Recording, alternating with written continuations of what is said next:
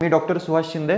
आजच्या व्हिडिओमध्ये आपण स्त्रियांना दिसून येणारे जे प्रामुख्याने आजार आहेत त्यामध्ये आजची धावती जीवनशैली, वातावरणातील बदलते घटक, हार्मोनल इम्बॅलन्स आणि मानसिक ताणतणाव याच्यामुळं जो काही एक प्रमुख व्याधी आढळून येतो आजच्या 21व्या शतकामध्ये, PCOD म्हणजेच PCOS, या संदर्भात आज आपण माहिती घेऊया।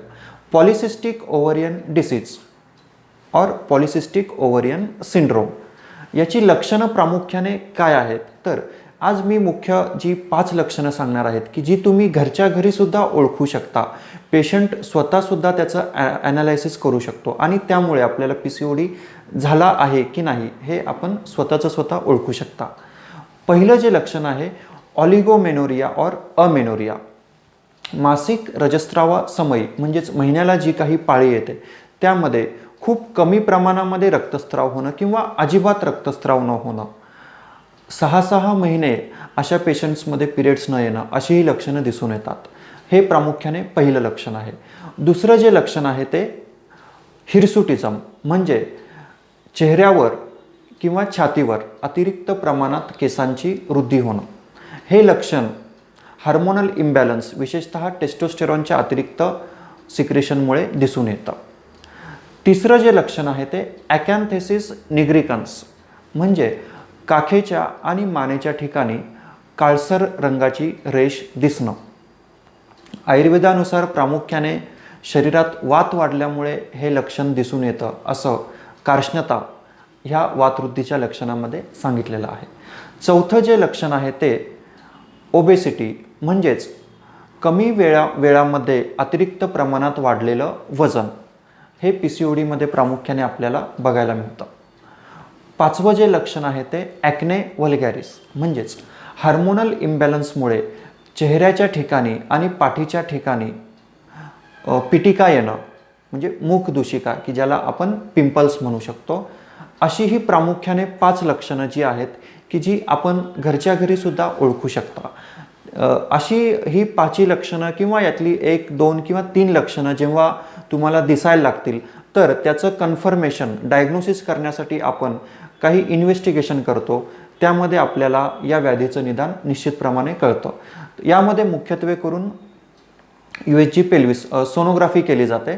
त्यामध्ये ओव्हरीजचा जो पॉलिसिस्टिक पॅटर्न आहे तो पाहायला मिळतो। यामुळे PCODचं निदान आपल्याला करता येतं। ब्लड इन्व्हेस्टिगेशनमध्ये जे काही हार्मोनल इम्बॅलन्स आहेत ते आपल्याला दिसून येतात। त्यामध्ये मुख्यत्वे करून पहिलं फ्री टेस्टोस्टेरॉन लेवल याच्यामध्ये वाढलेली असते। विशेष करून फ्री टेस्टोस्टेरॉनचं जे प्रिकर्सर म्हणजे रॉ मटेरियल आहे DHEA डायहायड्रो इपीअँड्रोस्टेरॉन सल्फेट याची मात्रा खूप प्रमाणात वाढलेली असते। दुसरं फॉलिकल स्टिम्युलेटिंग हार्मोन आणि ल्युटिनायझिंग हार्मोन। जनरली स्त्रियांमध्ये फॉलिकल स्टिम्युलेटिंग हार्मोनची मात्रा ल्युटिनायझिंग हार्मोनपेक्षा जास्त असते फिजिओलॉजिकली असं म्हटलं जातं। परंतु PCODमध्ये हार्मोनल इम्बॅलन्समध्ये LH म्हणजे ल्युटिनायझिंग हार्मोनची मात्रा फॉलिकल स्टिम्युलेटिंग हार्मोनच्या मात्रेपेक्षा जास्त असते। त्यानंतर इन्सुलिन रेजिस्टन्स म्हणजेच शरीरामध्ये इन्सुलिन रेजिस्टन्समुळे अतिरिक्त प्रमाणात शुगर वाढलेली दिसून येते। तर अशी ही लक्षणं आपल्याला इन्व्हेस्टिगेशनमध्ये सुद्धा दिसून येतात।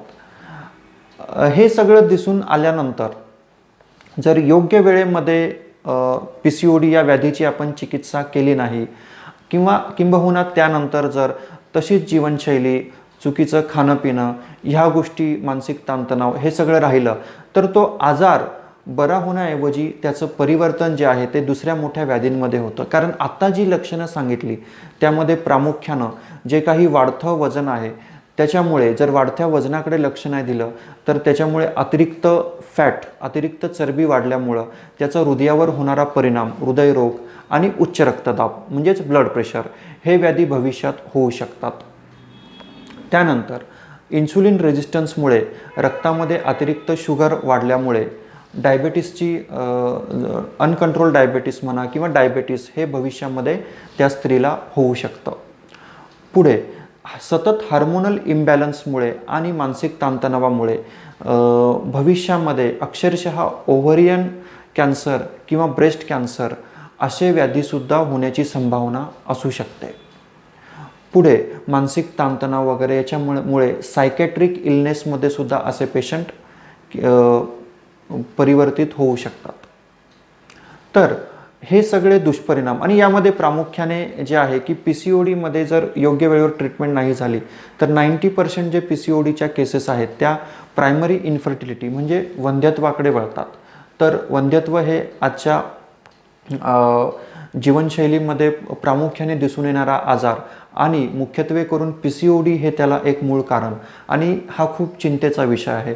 म्हणूनच PCOD या व्याधीची चिकित्सा योग्य वेळेवर होणं खूप गरजेचं आहे. आणि आज आयुर्वेदीय चिकित्सा प्रणालीमध्ये अशा व्याधींसाठी खूप महत्त्वपूर्ण चिकित्सा आहे. तर आयुर्वेदामध्ये PCOD या व्याधीचं वर्णन प्रामुख्याने याच नावाने आलेलं नाही, परंतु या व्याधीमध्ये दिसून येणारी जी काही लक्षणं आहेत आणि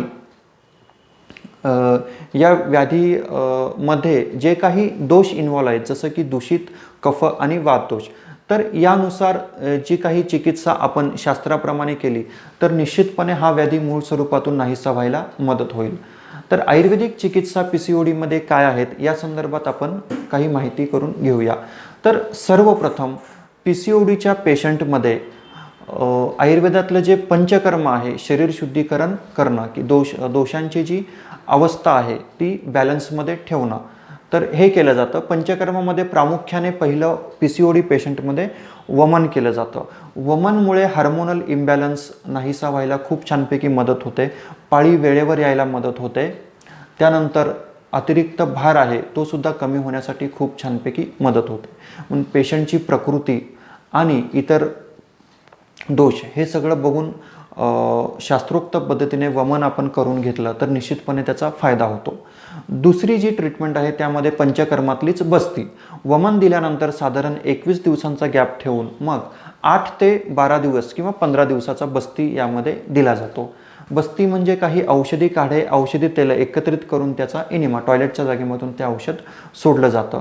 वातावरची ही सर्वश्रेष्ठ चिकित्सा आहे. आयुर्वेदात असं सांगितलेलं आहे की नही वातादृते योनिर्नारीना संप्रदूषती, म्हणजेच स्त्रियांमध्ये होणारे जे काही प्रमुख व्याधी आहेत, विशेषतः गायनाकोलॉजिकल डिसऑर्डर्स, ते बिघडलेल्या वाताशिवाय असूच शकत नाही असं आयुर्वेद सांगतं. आणि बस्ती ही वातावरची सर्वश्रेष्ठ चिकित्सा असल्यामुळे PCODमध्ये निश्चितप्रमाणे त्याचा खूप छान प्रकारे उपयोग होऊन जाईल. तिसरी जी चिकित्सा आहे ती नस्यकर्म, नाकामध्ये काही औषधी तेलं सोडणं. यामुळे हार्मोनल इम्बॅलन्स नाहीसा होऊन पाळी वेळेवर येणं, किंबहुना मानसिक ताणतणाव आणि त्यापुढे जी काही लक्षणं आहेत ती सगळी नाहीशी व्हायला छानपैकी मदत होईल. चौथी जी चिकित्सा आहे यामध्ये उद्वर्तन, म्हणजे PCODमध्ये जे काही एक्स्ट्रा फॅट किंवा अतिप्रमाणात जे वजन वाढलेलं आहे, विशेषतः ओटीपोटाच्या मांड्यांच्या ठिकाणी जी काही अतिरिक्त चरबी असते ती कमी करण्यासाठी या ट्रीटमेंटचा छान उपयोग होतो. यामध्ये काही औषधी चूर्ण असतात तर त्याचं स्क्रबिंग केलं जातं. त्यामुळे अतिरिक्त फॅट्स डिझॉल्व्ह होऊन इंच लॉस होण्यासाठी खूप छानपैकी मदत होते. विशेषतः रक्तप्रवाह सुधारून आणि वजन कमी होऊन PCODची जी लक्षणं आहेत ती कमी अधिक प्रमाणात नष्ट व्हायला छानपैकी मदत होते.